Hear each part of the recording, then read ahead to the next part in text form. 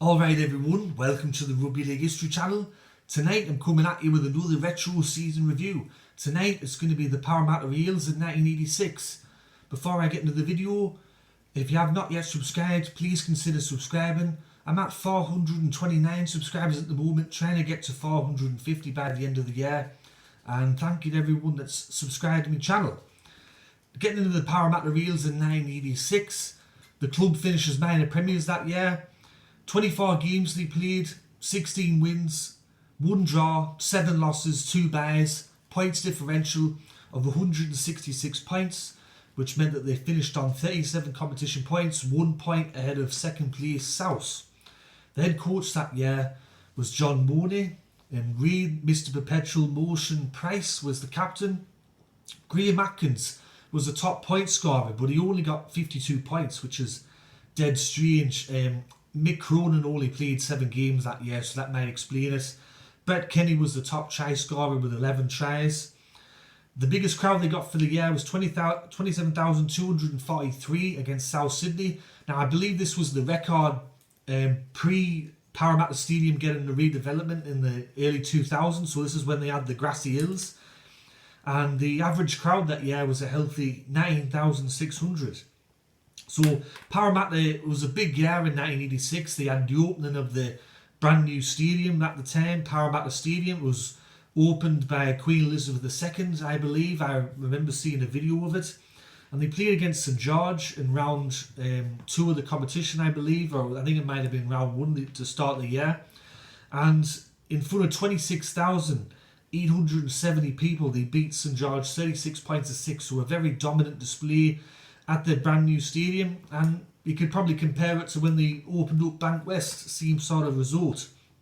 To start the year, Parramatta had 5 wins to start the year in a row, very impressive. And one thing about the wins was their defence. So they won 36 points to 6, but then they won 23-8, 12-8, 28-6, and 36 points to 6. So the defence was dead tight. I mean, it was like a brick wall trying to get through that leg.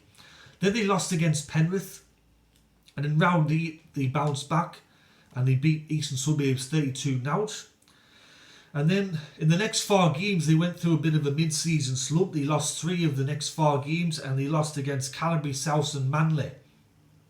And then towards the end of the year they had 3 wins, a loss, then another 3 wins. And then just before the finals, they had 2 wins, 2 losses and a draw. So not probably the most convincing form going into the finals. Back in those days, as I've said with other videos, it was a top 5 back then, not a top 8 like it is now. And they played against Canterbury in the semi-final. They beat them 28 points to 6. Canterbury had come 3rd that year.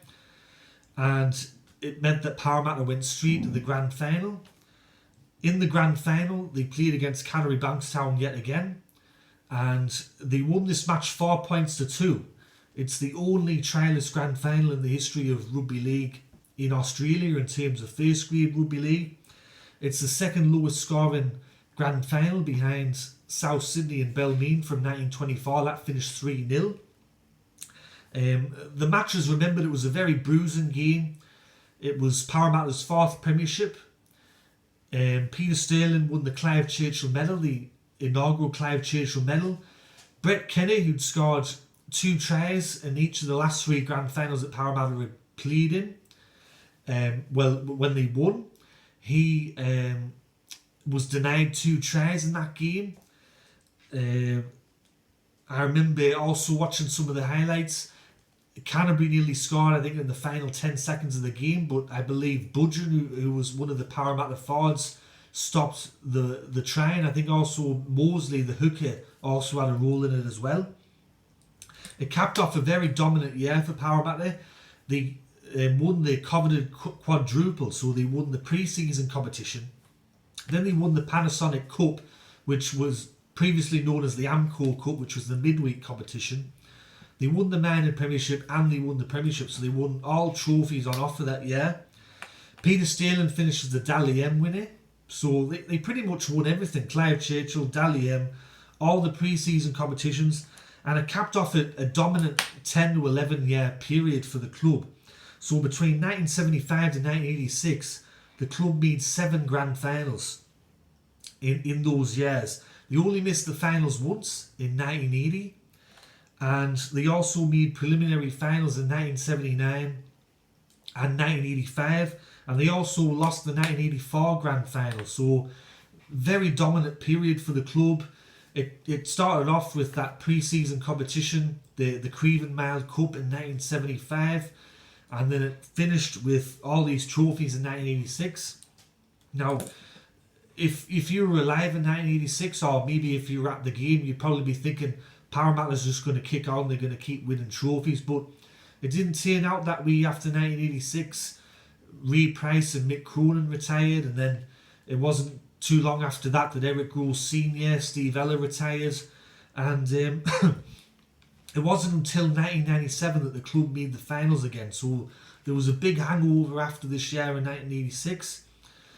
1986, if you were born on Mars and you're just new to rugby league, it was Parramatta's last premiership as of 1986. It's their last premiership. So going into next year, it's going to be 35 year. They have the longest drought out of any of the current clubs at the moment, and it's something that hangs over the club, and every year it's talked up. So we'll see how they go in 2021. But that's my review for the 1986 Parramatta Eels. I hope you enjoyed that review. If you did, make sure you click that like button, and if you have not yet subscribed, please consider doing so. It greatly helps out this independent YouTuber. Anyways, everyone, I'm going to get out of here, and I'll catch us all later in the next video. Alright, tatty bye now.